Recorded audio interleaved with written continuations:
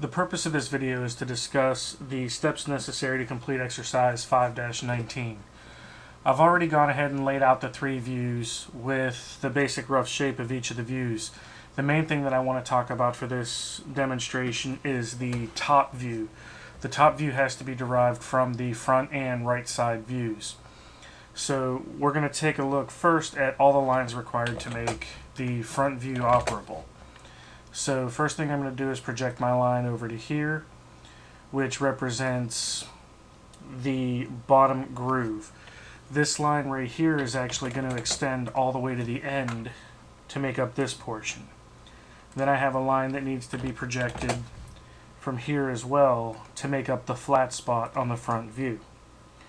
Now, keeping in mind that there are still additional hidden lines that are required, I'm going to go ahead and move on from here to the top view, simply because the top view is really where the bulk of the information is coming from in this particular view. The thing to keep in mind is that this face is technically an angled face, so in some way, shape, or form, this face also needs to be represented up here in the top view. So what I'm going to do is I'm going to take this by a step-by-step approach. The first thing I need to do is project this line up. That line is going to give me that left edge that I'm working with. The next thing I want to do is I want to take this sloped face and I want to work point to point to point to get all of the connection points for this shape that's going to appear in that top view. So I'll first start by drawing a line right here. Now that's just going to be serving as a guideline. Since there is actually no flat spot there, I don't want to put it anywhere else other than right there, because technically at this current moment we don't have enough information to draw in this line. Next, I'm going to project this up and over, and then I can project this up. This point right here gives us the other point to match up with that. This section right here, if you look, it's kind of a little bit of a triangle, is this same triangle that we're working with right here. I can then take and project this up and over, and that gives us that flat point that we're working with. The next point that I have is this point down here, which is all the way at the edge. So if I take this line right here and I project this up, that gives me the line all the way down at the edge that we're looking for. So I can draw an angled line from here to here. Now, just so I don't get confused, I'm going to erase all of these lines that I'm no longer using. That way I can continue this process without losing the information that I currently have. So we've got this angle, this flat edge, and this angle, which represent this line, and this line.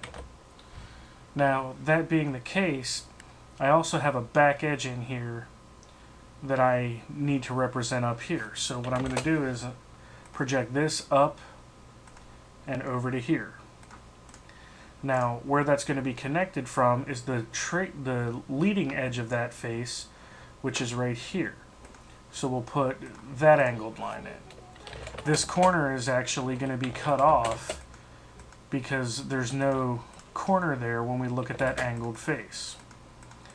So this shape here now represents the majority of this shape, with the only piece being missing being this one here. To get that, I need to go ahead and add my hidden lines to this drawing. I know that I'm going to have a hidden line right here that's going to come all the way across, because that groove cuts all the way through the back side. So what I'm going to do is I'm just going to draw it longer than I need to, making sure that I don't get that midpoint, and then I can trim it out. That's going to aid in the development of that groove up in this view, but I want to take a look at other hidden lines that I may have at this point as well. This edge right here, since it goes all the way back, means that there is going to be a hidden line for this section going all the way back. Now that I have that hidden line in place, I can put the groove in the back of this piece. The depth of that groove, and this is not a hidden line, this is going to be solid, the depth of that groove is going to come from here. So we know that the projection of that line is going to form part of the groove, and then as I project this up and over, I get the actual groove that needs to be cut out of this piece. So I'll trim out the lines that I do not need at this point, and I've got the appropriate groove. Next, I need to go ahead and add the hidden line to show that this groove does go the whole way through.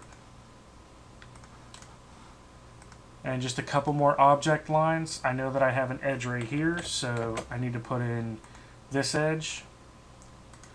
There is an edge right here.